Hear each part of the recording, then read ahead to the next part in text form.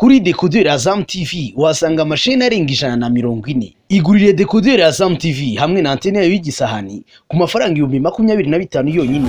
Ushobora kugura ifatabuguzi rya Azam Pure ku 3,500 gusa ku kwezi. Hari kandi ifatabuguzi rya Azam Plus ku mafaranga 4,500. Wakwigurira kandi Azam Play ku mafaranga 6,500.